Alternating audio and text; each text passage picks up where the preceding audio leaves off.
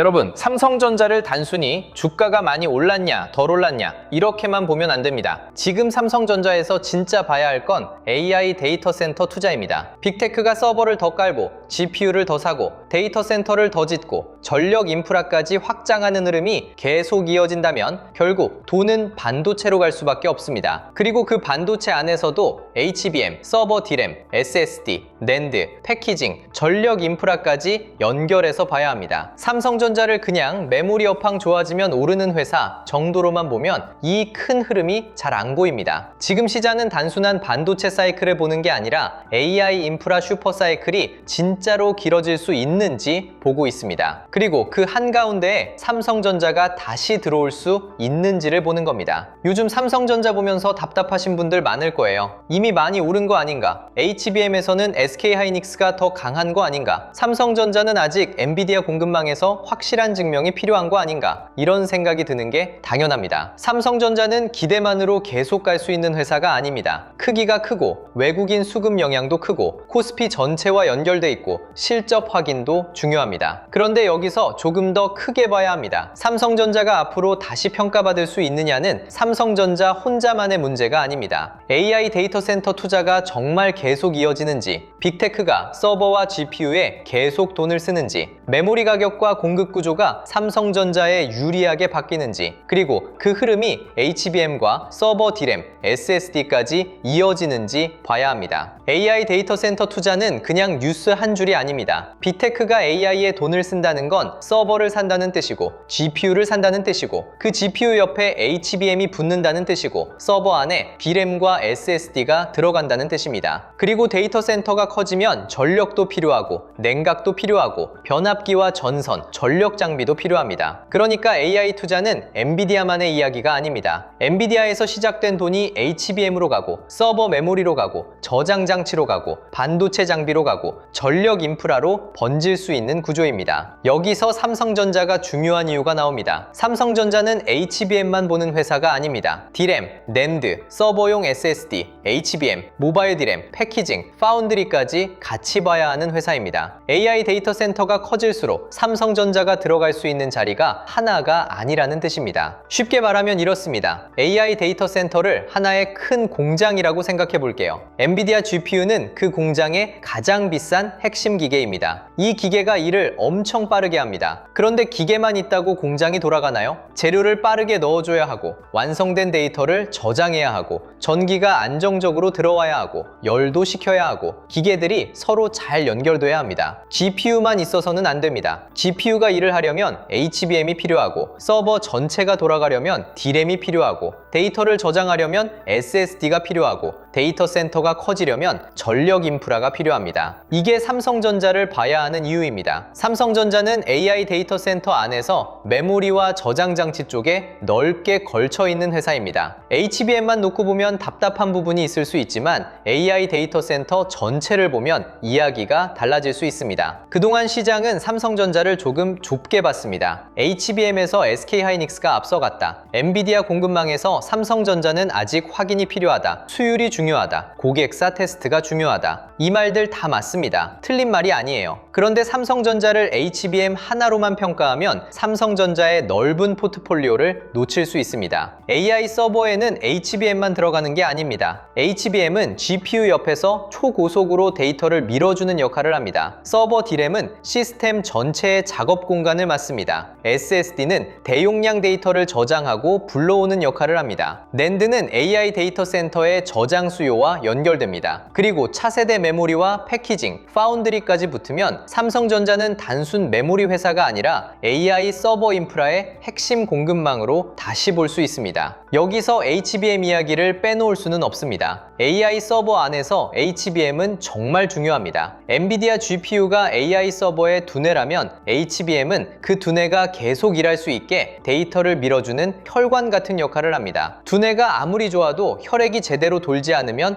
몸이 움직이지 못하잖아요. AI 서버도 비슷합니다. GPU가 아무리 비싸고 강력해도 데이터가 제때 들어오지 않으면 병목이 생깁니다. 그래서 HBM은 AI 서버 성능을 결정하는 결정하는 핵심 부품이 된 겁니다. 삼성전자가 HBM에서 다시 신뢰를 얻어야 하는 이유도 여기에 있습니다. HBM4이든 HBM5든 중요한 건 단순 발표가 아닙니다. 고객사 테스트, 양산 일정, 수율, 공급 물량, 마진으로 이어져야 합니다. 그런데 AI 데이터 센터 돈이 메모리로 몰린다는 건 HBM 하나만 뜬다는 뜻이 아닙니다. AI 서버가 늘어나면 고성능 메모리도 필요하지만 일반 서버 D램 수요도 같이 커질 수 있습니다. 추론용 서버가 늘어나면 계속 데이터를 처리해야 하고 모델을 돌려야 하고 사용자 요청을 빠르게 처리해야 합니다. 그 과정에서 서버 메모리 수요가 늘어납니다. 또 데이터가 많아지면 저장 장치도 필요합니다. AI가 학습하고 추론하고 데이터를 쌓고 다시 불러오는 과정이 반복되면 SSD와 낸드 수요도 같이 봐야 합니다. 삼성전자는 이 영역에서 모두 경쟁력을 가지고 있습니다. 그래서 AI 인프라 투자가 커질수록 삼성전자를 HBM만이 아니라 서버 D램과 SSD, 낸드까지 같이 묶어봐야 합니다. 이게 중요한 부분입니다. 그럼 빅테크가 왜 이렇게 돈을 쓰느냐? AI 모델이 점점 커지고 있기 때문입니다. 예전에는 검색, 광고, 클라우드 중심으로 데이터 센터를 봤다면 이제는 생성형 AI, AI 에이전트, 추론 서비스, 기업용 AI, 자율주행, 로봇, 데이터 분석까지 연결됩니다. AI 서비스가 많아질수록 사용자는 더 빠른 응답을 원하고 기업은 더 많은 연산을 필요로 하고 클라우드 기업은 더 많은 서버를 깔아야 합니다. 이건 단순히 AI가 유행이다 이런 수준이 아닙니다. AI를 서비스로 팔려면 뒤에서 엄청난 인프라가 필요합니다. 그 인프라가 바로 데이터 센터입니다. 그리고 데이터 센터에는 반도체가 들어갑니다. GPU,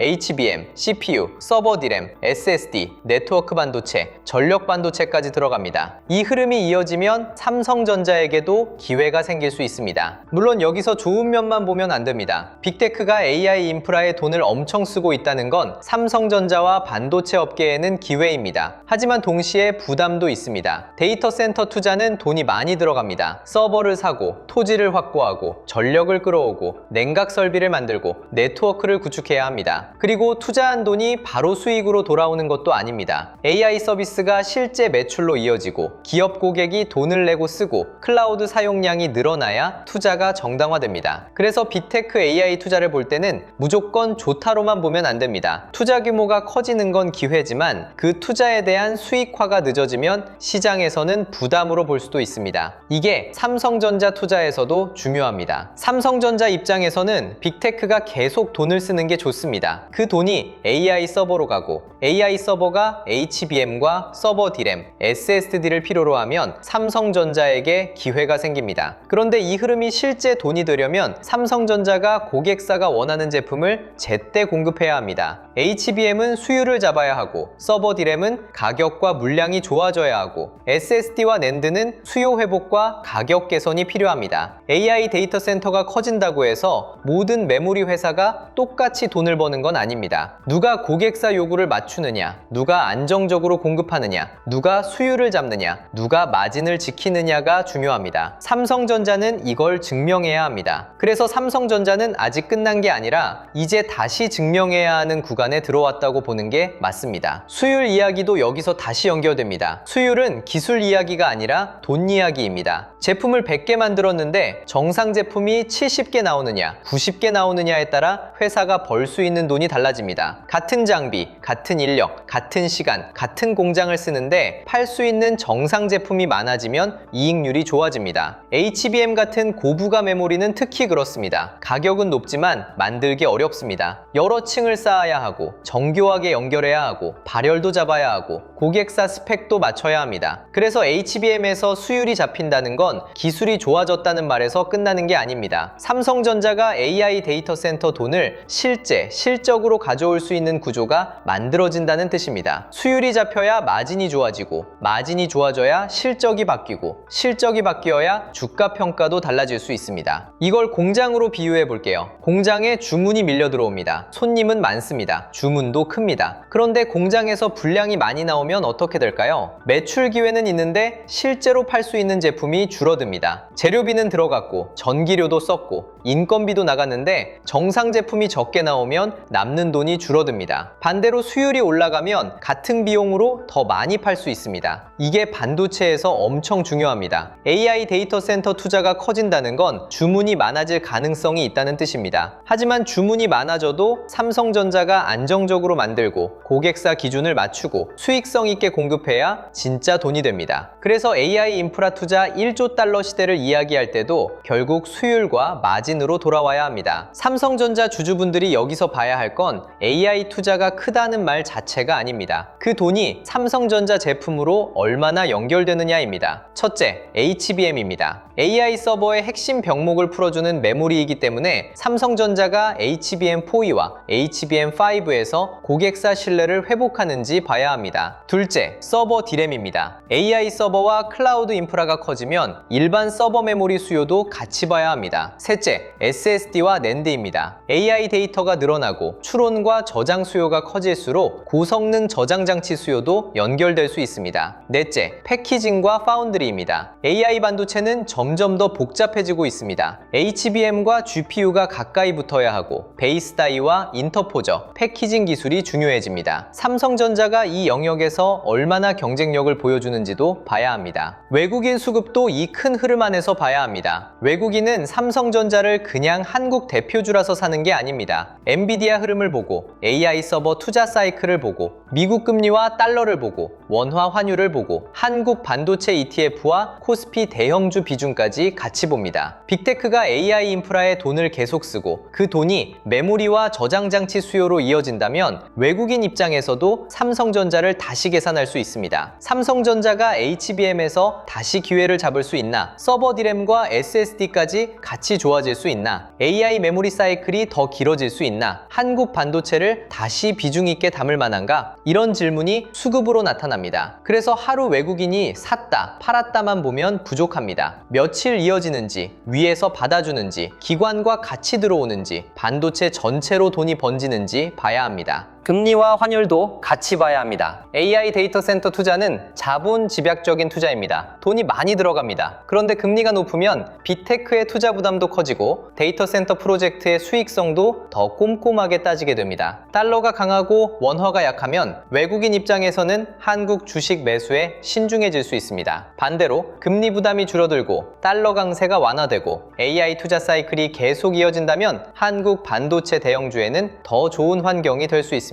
삼성전자를 볼 때 HBM 뉴스만 보는 게 아니라 미국 금리, 달러, 원화 환율, 엔비디아 흐름, 빅테크 설비 투자까지 같이 봐야 하는 이유가 여기 있습니다. 삼성전자는 큰 종목입니다. 큰 돈이 움직여야 주가가 움직입니다. 그리고 큰 돈은 이런 변수들을 같이 계산합니다. 코스피 흐름도 마찬가지입니다. 지수 숫자만 보면 안 됩니다. 지수는 결과이고 중요한 건 돈의 이동 경로입니다. 삼성전자가 움직이고 SK 하이닉스가 움직이고 반도체 장비와 후공정, 패키징으로 돈이 번지고 전력 인프라와 냉각까지 움직인다면 그때는 시장 전체의 힘이 넓어지고 있다고 볼 수 있습니다. 반대로 삼성전자만 잠깐 움직이고 다른 섹터로 돈이 전혀 번지지 않으면 시장 전체가 강하게 살아났다고 보기는 어려울 수 있습니다. AI 데이터 센터 투자라는 큰 흐름은 삼성전자 한 종목에서 끝나는 이야기가 아닙니다. HBM, 서버 D램, SSD, 장비, 후공정, 패키징, 전력 인프라, 냉각, 전선, 변압기까지 이어질 수 있습니다. 그래서 삼성전자 뉴스를 볼 때도 그 돈이 어디까지 번지는지 같이 봐야 합니다. 여기서 중요한 건 삼성전자가 아직 끝난 게 아니라는 겁니다. HBM에서 늦었다는 평가가 있었고 SK 하이닉스가 먼저 강하게 치고 나간 것도 맞습니다. 하지만 AI 데이터 센터 투자 사이클이 계속 커진다면 삼성전자가 다시 가져갈 수 있는 기회도 커질 수 있습니다. HBM에서 다시 신뢰를 얻고 서버 D램과 SSD 수요가 같이 살아나고 낸드 가격이 개선되고 패키징과 파운드리까지 연결된다면 삼성전자는 단순 메모리 업황 회복주가 아니라 AI 인프라 수혜주로 다시 평가받을 수 있습니다. 물론 이건 그냥 기대만으로 되는 게 아닙니다. 삼성전자가 숫자로 보여줘야 합니다. 고객사 테스트,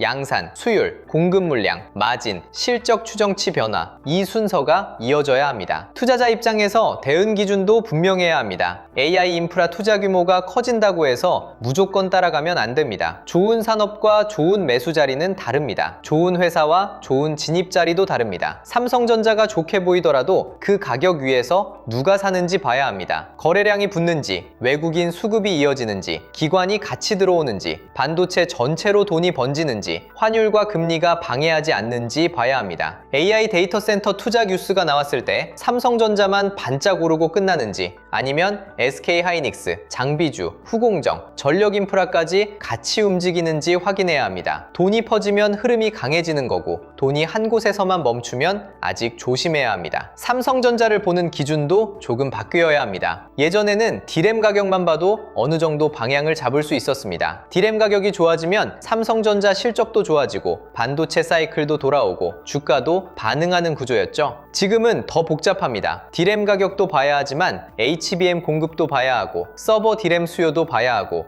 SSD와 램드 회복도 봐야 하고, AI 데이터 센터 투자도 봐야 합니다. 엔비디아가 잘 가는지도 봐야 하고, 빅테크가 자본 지출을 줄이지 않는지도 봐야 하고, 금리와 환율도 봐야 합니다. 복잡해졌지만 그만큼 기회도 넓어졌습니다. 삼성전자가 이 복잡한 구조 속에서 여러 제품군으로 동시에 수혜를 받을 수 있다면 시장 평가도 달라질 수 있습니다. 중간에 잠깐 말씀드리면요, 이런 흐름을 혼자서 계속 따라가기 어려운 분들은 영상 더보기란에 있는 파란색 링크를 먼저 열어두셔도 좋습니다. 오늘처럼 AI 인프라 투자, HBM, 서버 D램, SSD, 전력 인프라, 외국인 수급까지 연결되는 흐름은 뉴스 하나만 보고 따라가면 금방 복잡해집니다. 중요한 건 삼성전자 뉴스가 나왔을 때 그 돈이 어디서 시작해서 어디로 번지는지 보는 겁니다. 뒤쪽에서 삼성전자 이후 돈의 길목을 정리한 자료도 같이 안내드릴게요. 오늘 흐름 자체가 바로 돈의 이동 경로와 연결돼 있기 때문에 자료도 같이 보시면 이해가 훨씬 쉬울 겁니다. 다시 삼성전자 이야기로 돌아오면요, AI 인프라 투자 1조 달러 시대라는 말이 중요한 이유는 규모 때문만이 아닙니다. 돈이 어디로 흘러가는지가 중요합니다. 처음에는 GPU로 갑니다. 엔비디아가 가장 먼저 주목받는 이유가 여기 있습니다. 그 다음은 HBM입니다. GPU가 일을 하려면 초고속 메모리가 필요하기 때문입니다. 그 다음은 서버 D램과 SSD입니다. 서버가 많아지고 데이터가 많아질수록 메모리와 저장 장치가 필요합니다. 그 다음은 장비와 후공정, 패키징입니다. 더 어렵고 복잡한 반도체를 만들려면 장비와 패키징 기술이 필요합니다. 마지막으로 전력 인프라입니다. 데이터 센터가 커질수록 전기와 냉각이 없으면 아무것도 돌아가지 않습니다. 이 돈의 이동 경로를 보면 삼성전자가 왜 아직 끝난 게 아닌지 보입니다. 삼성전자는 지금 증명해야 할 것이 많습니다. HBM에서는 고객사 신뢰를 더 쌓아야 합니다. 수율도 보여줘야 합니다. HBM4E와 HBM5에서 기술과 양산을 동시에 보여줘야 합니다. 서버 D램에서는 AI 서버 수요가 실제 가격과 물량으로 이어지는지 봐야 합니다. SSD와 낸드에서는 데이터 센터 저장 수요가 회복으로 이어지는지 봐야 합니다. 파운드리와 패키징에서는 AI 반도체 구조가 더 복잡해질수록 삼성전자의 통합 역량이 인정받는지 봐야 합니다. 이 모든 게 쉽지는 않습니다. 하지만 이 모든 게 동시에 맞아 들어가면 삼성전자를 보는 눈은 달라질 수 있습니다. 그래서 삼성전자는 단순히 늦었다, 이렇게 끝낼 회사가 아닙니다. AI 인프라 투자가 커질수록 다시 봐야 할 카드가 많은 회사입니다. 반대로 조심해야 할 부분도 있습니다. AI 투자가 너무 빠르게 커지면 시장에서는 버블 걱정도 나옵니다. 빅테크가 너무 많은 돈을 쓰는 것 아니냐, 이 투자가 실제 수익으로 돌아오는데 시간이 너무 오래 걸리는 것 아니냐, 전력과 인허가, 데이터 센터 지연 문제가 생기는 것 아니냐, 이런 질문도 나올 수 있습니다. 이런 걱정이 커지면 AI 관련주는 한 번씩 흔들릴 수 있습니다. 삼성전자도 예외는 아닙니다. 그래서 우리는 무조건 좋은 이야기만 보면 안 됩니다. 투자 규모가 커지는 건 기회이고 수익화 지연과 금리 부담은 리스크입니다. 그 사이에서 삼성전자가 실제 매출과 이익을 얼마나 가져오는지 봐야 합니다. 결국 시장은 기대를 먼저 반영하지만 오래가는 주가는 숫자로 확인돼야 합니다. 여기서 삼성전자 주주분들이 가져가야 할 관점은 이겁니다. 삼성전자를 단기 가격만 보고 판단하지 마세요. AI 데이터 센터 투자라는 큰 흐름이 삼성전자 실적 구조를 어떻게 바꿀 수 있는지 봐야 합니다. HBM이 숫자로 바뀌는지, 서버 D램 가격이 받쳐주는지, SSD와 낸드가 회복되는지, 외국인 수급이 이어지는지, 반도체 밸류체인으로 돈이 번지는지 봐야 합니다. 하루 주가가 흔들리는 건 당연합니다. 큰 종목일수록 흔들림은 있습니다. 하지만 AI 인프라 투자가 계속 커지고 그 안에서 메모리와 저장 장치의 중요성이 커진다면 삼성전자는 다시 평가받을 수 있는 여지가 있습니다. 이걸 너무 늦었다고만 보면 안 됩니다. 삼성전자 아직 끝난 게 아닙니다. 오히려 이제부터는 AI 데이터 센터 돈이 어디로 흘러가는지를 봐야 하는 구간입니다. 오늘 흐름을 자연스럽게 묶어보면 이렇습니다. 삼성전자를 단순히 주가가 많이 올랐냐, 덜 올랐냐로 보면 안 됩니다. 진짜 중요한 건 AI 데이터 센터 투자입니다. 빅테크가 서버를 더 깔고 GPU를 더 사고 데이터 센터를 더 지으면 결국 HBM, 서버 D램, SSD, 전력 인프라까지 돈이 번질 수밖에 없습니다. 삼성전자는 이 흐름 안에서 HBM 하나만 보는 회사가 아니라 D램, 낸드, SSD, 서버 메모리, 패키징까지 같이 봐야 하는 회사입니다. 물론 증명해야 할 숙제도 있습니다. 고객사 테스트, 양산, 수율, 마진, 실적 확인이 필요합니다. 하지만 AI 인프라 투자라는 큰 흐름이 이어진다면 삼성전자에게 다시 기회가 올 수 있습니다. 중요한 건 그 기회가 실제 숫자로 바뀌는지 보는 겁니다. 아까 중간에 말씀드렸죠. 삼성전자 뉴스를 볼 때는 삼성전자 한 종목만 보는 게 아니라 그 돈이 어디로 번지는지 같이 봐야 한다고요. AI 인프라 투자도 마찬가지입니다. 빅테크가 AI 데이터 센터에 돈을 쓰면 그 돈은 GPU에서 시작해 HBM, 서버 D램, SSD, 반도체 장비, 후공정, 패키징, 전력 인프라까지 이어질 수 있습니다. 그래서 이번에 함께 정리한 자료가 삼성전자 이후 돈의 길목을 확인하는 자료예요. 자료 받아보고 싶으신 분들은 구독과 좋아요 눌러주시고요. 댓글창에 구독 완료라고 남겨주시면 됩니다. 그리고 영상 아래 더보기란에 있는 파란색 링크로 들어가시면 자료 신청하실 수 있게 준비해 두겠습니다. 이번에 함께 정리한 자료 제목은 바로 코스피 2만의 시대, 돈의 흐름을 잇는 법입니다. 이 자료는 삼성전자 이후 시장의 돈이 어디로 움직이는지 이북 형태로 차근차근 학습할 수 있게 정리한 자료예요. 코스피 시대 흐름 정리 자료부터 AI 주식 보조 지표 템플릿, 시장 모니터링 대시보드, AI 종목 스크리닝 리스트, 투자 체크리스트와 원칙 카드, 섹터 테마 분석 자료, 실전 매매 기록 템플릿까지 함께 정리해 드리겠습니다. 먼저 실명 관찰 종목 41개는 삼성전자 이후에 돈이 이동할 수 있는 후보들을 정리해 둔 겁니다. 삼성전자 뉴스가 나왔다고 삼성전자만 보는 게 아니라 그 돈이 SK 하이닉스 같은 반도체 대형주로 이어지는지, 한미반도체나 HPSP 같은 장비주로 번지는지, 리노공업, ISC 같은 후공정 쪽으로 움직이는지, HD 현대일렉트릭, LS 일렉트릭 같은 전력 인프라까지 확산되는지를 같이 보는 거예요. 이걸 미리 정리해두지 않으면 뉴스가 나온 다음에 급하게 찾게 되고 그때는 이미 많이 오른 자리에서 따라가게 될 수 있거든요. 그래서 실명 관찰 종목 41개는 무조건 이걸 사라는 자료가 아니라 돈이 지나갈 수 있는 길목을 미리 확인하는 용도로 보시면 됩니다. 그리고 섹터 7개도 같이 정리해뒀습니다. 반도체 대형주, 전력 인프라, 반도체 장비 소부장, 후공정 패키징, 증권 금융, 자동차, 자율주행, 저평가 대형주, 이렇게 돈이 이동할 수 있는 흐름별로 나눠서 볼 수 있게 만든 자료예요. 시장이 진짜 강하면 삼성전자만 오르고 끝나지 않습니다. 삼성전자에서 시작된 돈이 반도체 장비로 번지고 후공정으로 넘어가고 AI 데이터 센터 전력 수요 때문에 전력 인프라로 이어지고 코스피 거래대금이 살아나면 증권주와 금융주까지 같이 반응할 수 있거든요. 반대로 삼성전자만 잠깐 오르고 다른 섹터로 돈이 전혀 번지지 않는다? 그러면 아직 시장 전체가 강하게 살아났다고 보기는 어려울 수 있어요. 그래서 이 자료는 종목 하나만 보는 게 아니라 돈이 어느 섹터까지 번지고 있는지 확인하는 지도라고 보시면 됩니다. 여기서 더 중요한 게 타점 기준 4개예요. 솔직히 종목을 아는 것보다 더 어려운 게 타점이잖아요. 좋은 종목인 건 알겠는데 지금 들어가도 되는지, 기다려야 하는지, 이미 늦은 자리인지 이걸 구분하는 게 제일 어렵습니다. 그래서 이 자료에서는 타점을 가격 하나로 박아 놓은 게 아니라 돌파, 눌림, 회복, 과열 회피 이렇게 이렇게 4가지 기준으로 보게 정리해놨어요. 장중에 잠깐 위로 튀었다고 바로 따라가는 게 아니라 종가로 버티는지 봐야 하고요. 강하게 오른 종목을 무조건 추격하는 게 아니라 눌림이 나왔을 때 기준선을 지키는지 봐야 합니다. 밀렸던 종목이 다시 회복할 때도 거래대금이 붙는지, 외국인이나 기관 수급이 같이 들어오는지 봐야 하고요. 이미 뉴스가 너무 퍼지고 장대 양봉이 나오고 거래량만 폭발하고 윗꼬리가 길게 남으면 좋은 종목이어도 당장 따라갈 자리는 아닐 수 있어요.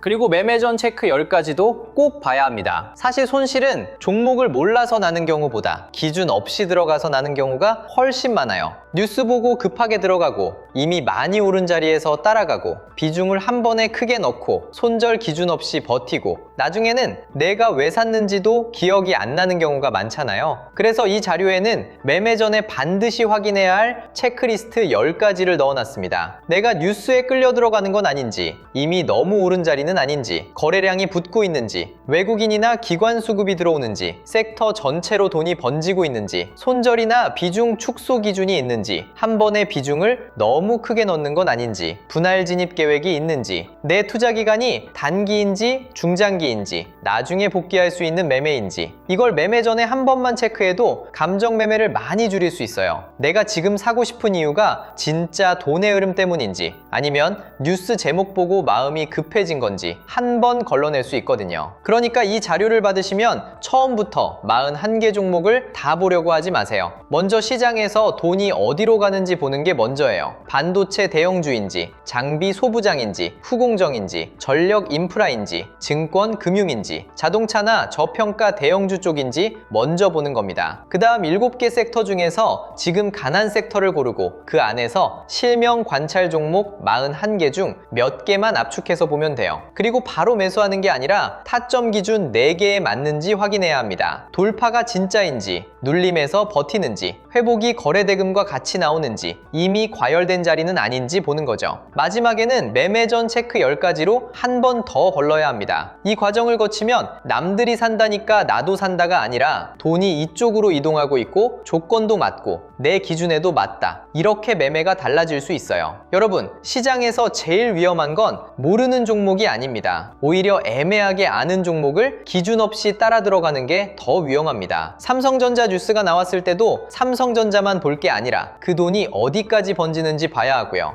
AI 인프라 투자 같은 큰 흐름이 나왔을 때도 그게 단순히 삼성전자 한 종목에서 끝나는지, 반도체 대형주, 장비, 후공정, 패키징, 전력 인프라까지 퍼지는지 같이 봐야 합니다. 그래서 이번 자료는 실명 관찰 종목 41개로 후보를 넓게 보고 섹터 7개로 돈의 이동 경로를 확인하고 타점 기준 4개로 들어갈 자리를 걸러내고 매매 전 체크 10가지로 감정 매매를 줄이는 자료라고 보시면 됩니다. 종목을 찍어주는 자료가 아니라 돈의 길목을 보는 자료예요. 그리고 이 차이를 알아야 뉴스에 흔들리지 않고 시장에서 내 기준을 가지고 움직일 수 있습니다. 더보기란에 파란색 링크가 여러 개로 나뉘어 있다면 본인이 원하는 자료에 맞는 링크로 들어가 신청하시면 됩니다. 시장 전체 흐름을 먼저 배우고 싶다면 코스피 2만의 시대, 돈의 흐름을 읽는 법 자료를 보시면 되고요. 매매 기준을 잡고 싶다면 투자 체크리스트와 원칙 카드, 실전 매매 기록 템플릿 쪽을 보시면 됩니다. 종목을 혼자 압축하기 어렵다면 AI 종목 스크리닝 리스트와 시장 모니터링 대시보드를 같이 보시면 좋아요. 섹터 흐름을 보고 싶다면 섹터 테마 분석 자료를 확인하시면 됩니다. 중요한 건 지금 뭘 사야 하지가 아니라 돈이 어디서 시작해서 어디로 이동하고 있지를 보는 겁니다. 그 흐름을 이북으로 하나씩 학습하실 수 있게 준비해뒀으니까 필요하신 분들은 더보기란 파란색 링크에서 원하는 자료에 맞게 신청하시면 됩니다. 오늘 영상은 여기서 마치고요. 다음 영상에서는 AI 인프라 투자 확대가 삼성전자의 HBM, 서버 디램, SSD, 낸드, 그리고 반도체 밸류체인 확산으로 어떻게 이어질 수 있는지 더 자세하게 짚어드리겠습니다. 삼성전자를 단순히 주가가 많이 올랐냐 덜 올랐냐로 보면 아쉽습니다. 진짜 봐야 할 건 빅테크가 계속 AI 데이터 센터에 돈을 쓰는지, 그 돈이 메모리와 저장 장치로 이동하는지, 그리고 삼성전자가 그 흐름을 실제 숫자로 가져올 수 있는지입니다. 삼성전자는 아직 끝난 게 아닙니다. AI 데이터 센터 돈이 메모리로 몰리는 흐름을 계속 같이 보시면 됩니다. 끝까지 시청해 주셔서 감사합니다.